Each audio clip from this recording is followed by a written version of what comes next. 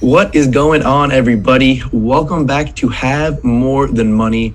Today, Jared and I are going to be talking about comfort and discomfort. And simply put, getting comfortable is the number one way to kill your growth. Yeah, I mean, the fact is, and this is a great quote, is the biggest enemy of great is good. And comfortable usually comes when things are good. And I read another quote, it's human beings can get used to anything. So it's like, even if your life situation is good or not even that good, you can always get comfortable with it. And once you're getting comfortable, you're no longer really being creative, you're no longer really hungry. I mean, think about it. What is your routine like? When you come home from work, do you automatically, put your feet up, lay on the couch, turn on Netflix? Or do you automatically get to work and act like, you haven't achieved anything yet? So it's like, you got to get uncomfortable if you want to become successful. Yeah, and I mean, I like that ka-ching, of course. You always love to hear that. But I think comfort and complacency are synonymous. I think when people think about the two words comfort and complacency, comfort has a lot better of a connotation than complacency does. Complacency is, like I said, it's the exact same thing, and I also think that it needs to be pointed out that you can get complacent with different things. So it's one thing to get complacent, when your business starts scaling and it's making, say, $8,000 a month. It's very easy to get complacent there. And honestly, I don't think that that's okay to get complacent at that point either, but that is to each his own. The main issue is that most people get complacent or comfortable when they really have no reason that they should be comfortable. Not to cut you off, Mike, but Yeah. One thing that's why you can't be complacent at $8,000 a month or $80,000 a month or anything is because, businesses they're never a straight line. Every business in the world is either growing or dying every single day. And if you stop, if you're making $8,000 a month and you stop, then you're automatically going to start dying because by law, everything in life grows or dies.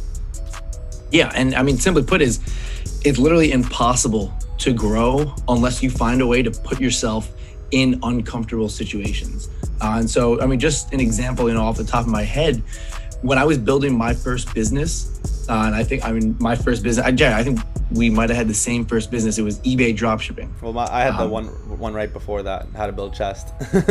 Okay, that's how you dabbled in affiliate marketing. Yeah. So for me, it was the eBay dropshipping, and although it was at this point it was 4 or 5 years ago, I can still recall exactly how I felt when I started doing it. And it was the best way to put it. I mean, it sounds so cheesy, is it was uncomfortable. I was doing something that absolutely no one else my age was doing. I was a freshman or sophomore in college. I was stepping out of the norm. And anytime you step out of the norm, you're going to feel this sense of uncomfort.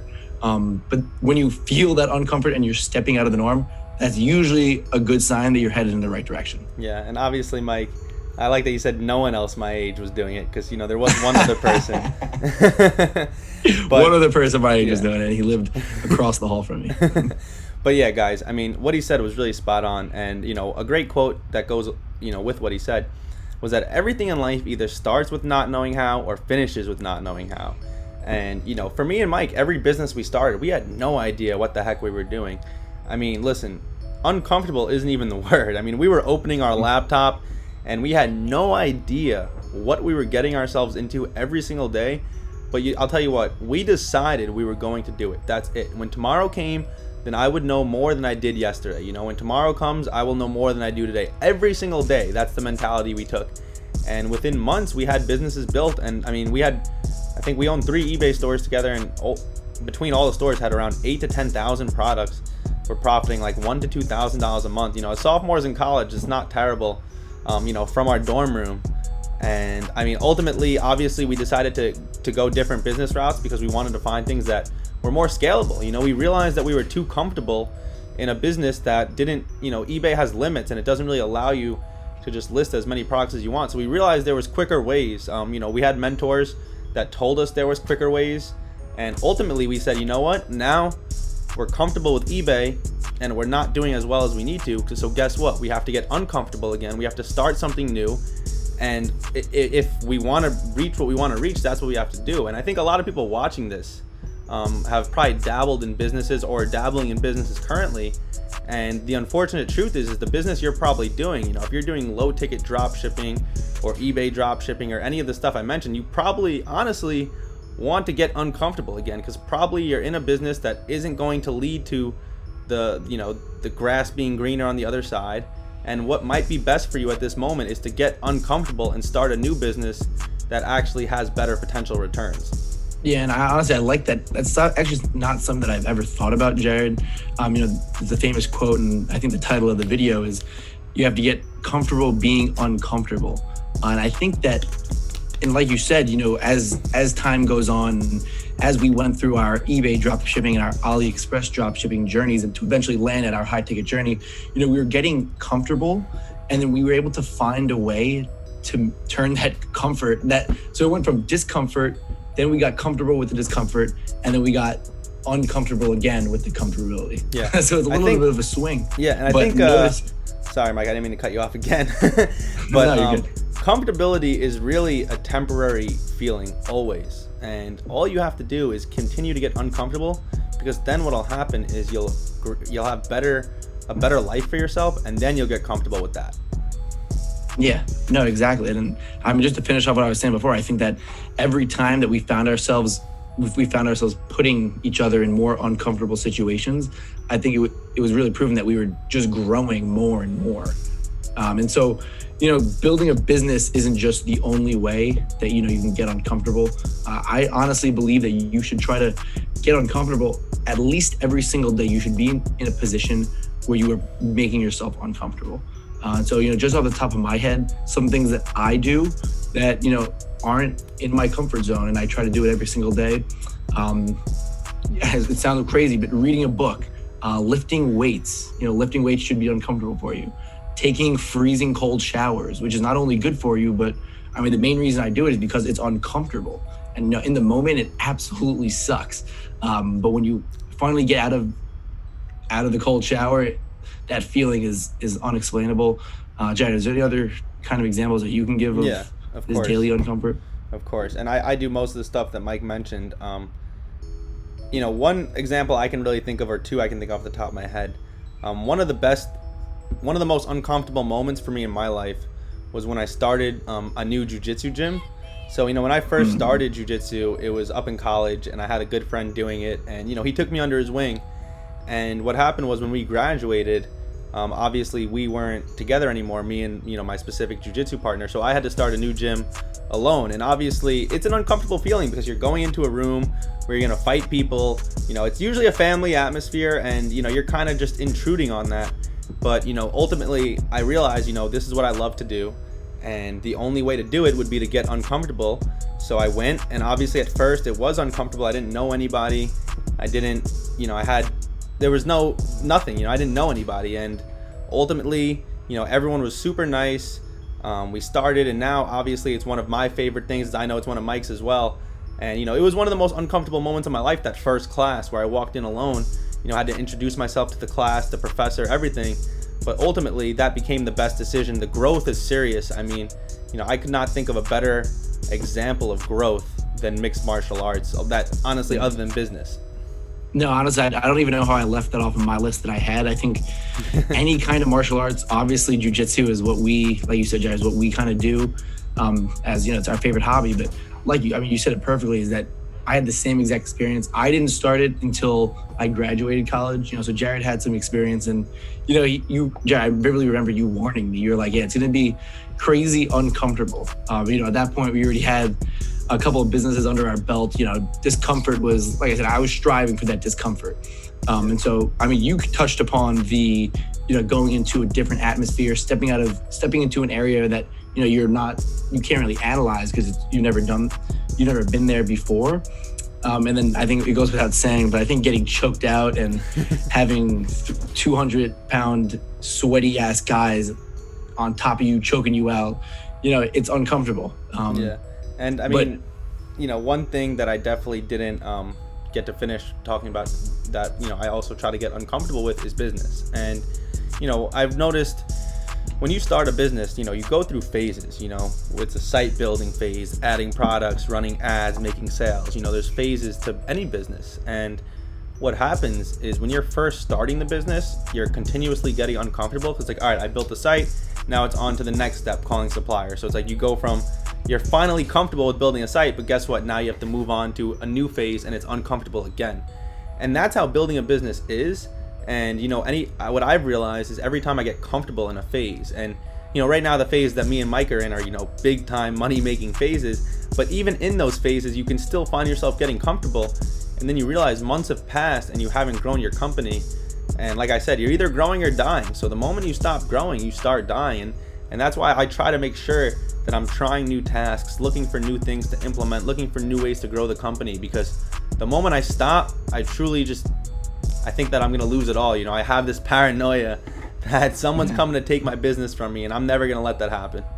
Yeah. And Jed, I know that paranoia, which maybe we'll save for another video, is something that you told me when, you know, I was kind of in the beginning stages of my first businesses. And it's crazy how you really brought that paranoia all the way through. I mean, you know, at this point, I mean, with all the money that you have and the fact that you're still paranoid, it's honestly, I think it speaks just crazy. I don't even know the word, but it's very powerful, that paranoia. And I know Jared always says it. He has one or two websites that I'm not involved in. So, you know, he's always kind of been a step above me when it came to business. You know, Jared kind of brought me along this entrepreneur journey, and I'm definitely grateful for it. And he always says he compares it to, Jared, what do you say, deer hunting? Can you explain your metaphor? I didn't like it the first time I heard it, but I mean, I guess it kind of makes sense. It's like, think about, like, you know, you're running a race and a person has, you know, a lap advantage, you know, and the explanation, the example that Mike is getting at is one time, you know, we were walking and we saw a deer. And I made a comment to Mike. I was like, you see those deer? They were probably like 100 feet away. I was like, what would happen if you tried to run at it right now? And he was like questioning, like, why are you asking? And I was like, what would happen if you tried to run at it? And he was like, it would probably run away and I would never catch it. And I was like, think about me as the deer and you as you in business. And that's how I really do treat every day. You know, I'm not worried about like anyone in particular. I'm like worried about everyone, you know, like that. As Mark Cuban always says, like that kid that's locked in his room that no one knows exists right now is going to come out of nowhere and build $1 billion company and take us all out, you know? And I live like that. I live like there's that kid, because honestly, I was that kid, you know? I was in my parents' basement freaking telling everyone I was going to be making all this money, building all these businesses. No one believed me. You know, I locked myself in my room for weeks, you know, just didn't talk to anyone, just got to work, yo. And that's what led us to where we are today. And I know there's lots of kids like that out there today. And if you're watching this and you are one of those kids, then I really hope that, you know, you do make it happen, but without taking us out, of course. Yeah. And I mean, you know, we always talk about abundance. There's enough for everyone, and that goes without saying. But I think that paranoia in your head, like we said, is just so powerful. I know you mentioned, Jared, that just to kind of tie what you just said back into what we're talking about in the video, you know, I did the same thing, locking myself in my room for weeks and months at a time, and just, you know, salvaging, giving up the Friday, Saturday nights. Those are the kind of sacrifices that you have to get comfortable making. You know, like if you think that you're gonna be able to be successful without making sacrifices, like I said, I think giving up those sacrifices is another great example of truly being uncomfortable. If you think you can do that and succeed, I mean, you got everything coming to you. Yeah, and I mean, this paranoia, guys, is what's gotten us to $1 million a month in sales, you know? So I know if you're listening to this, it might be hard to believe that we're, you know, so good at what we do, but still worried. But really, that's why we're so good at what we do, you know? If we could have honestly stopped once our stores were hitting 6 figures a month in sales or profiting $10,000 a month. But, you know, we honestly just held on to that idea. The only way to stop yourself from losing it, like, think about it. The only thing worse than not making it at all would be making it and then losing it. You know, that's worse. So when I had it, all I thought about, like when I first made it, you know, which was the summer of 2018 was when I first was making $10,000-$15,000 a month profit. You know, all I thought about was I can't go back to the way it was before this. And those thoughts, that fear of it going back to the way it was before the success, was what made me act every day like I still had nothing. And that's what I kept in mind. I was like, you know what?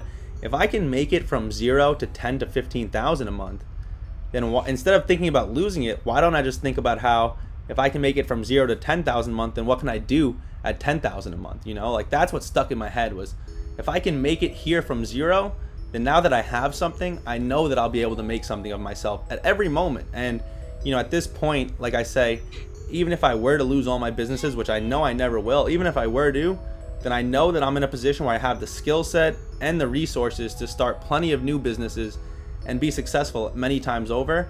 But, you know, like I said, at this point, my businesses are doing very well, and I anticipate that they'll at least cash me out for many years to come. And like I said, I still act and work like I have nothing. That is one thing that will never change about me, you know, because there are people making $1 million a month profit, $10 million a month profit. Jeff Bezos making 140,000 like every minute.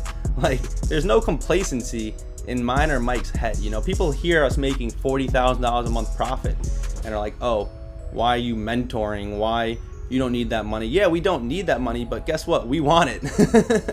We want that money. You know, we want more money, man. Like, I can't say it any other way. You know, we want to be making hundreds of thousands of dollars profit a month. You know, $30,000 to $40,000 a month profit, which is where we're at. I mean, listen, guys, money is never going to satisfy you. You know, as Tom Brady says, my favorite ring is my next. Every day I say my favorite sale is my next. And, you know, when you first start making sales, you really do become happy, but eventually you just become numb to it. You know, now I get the notification and I pretty much move it away right away. Yeah. And I mean, I know you talked about a couple of things there. I think one of the things that you really, the whole point of that was that, you know, we're always striving for more. And I think that also kind of ties back around with the complacency aspect. You know, you mentioned the complacency and how really it's never an option for us. And I guess that kind of is just a mindset thing. I can't really tell you where that idea planted in our heads. But every single successful person, you mentioned Jeff Bezos, Jeff Bezos, Elon Musk, all those trillionaire, billionaire entrepreneurs that everyone knows. At the end of the day, they did things that other people never thought to do. They didn't go with the norm. Going with the norm is comfort. You know, that's the definition of comfort. And all the most successful people in the world went against the grain. And at the end of the day, going against the grain and going against what norm is what ultimately leads to success. Yeah, I mean, I couldn't agree more. You know, in the end of the day, if you're watching this, I have one question to ask you, and it's just, you know, when's the last time you did something for the first time? You know, when is the last time that you've been uncomfortable? You know, obviously we've been spending the last few months in quarantine. What have you done this quarantine to better yourself? Are you coming out of this with something new? Do you have a new source of income? Do you have something to be proud of? You know, these are questions that you should be asking yourself. I'm asking you now, and I hope if you're watching this, it gets you thinking. But these are questions you should be asking yourself, because I'm asking myself this stuff every single day. And those are probably going to be uncomfortable questions to answer, but I mean, that's the entire point of this video. So, yeah, Jared, you kind of want to add? I mean, I think for me personally, it's, you know, I mentioned the small things that we do, working out, cold showers, something as simple as walking down the street and talking to a stranger. You know, it's so crazy. You would think talking to a stranger, like, why would I do that? You do it like a couple times a day, and I can't even explain. You get like a weird feeling. It's an amazing feeling. Anytime you accomplish something that was uncomfortable, you'll feel amazing after it. Jared, is there anything else you want to add?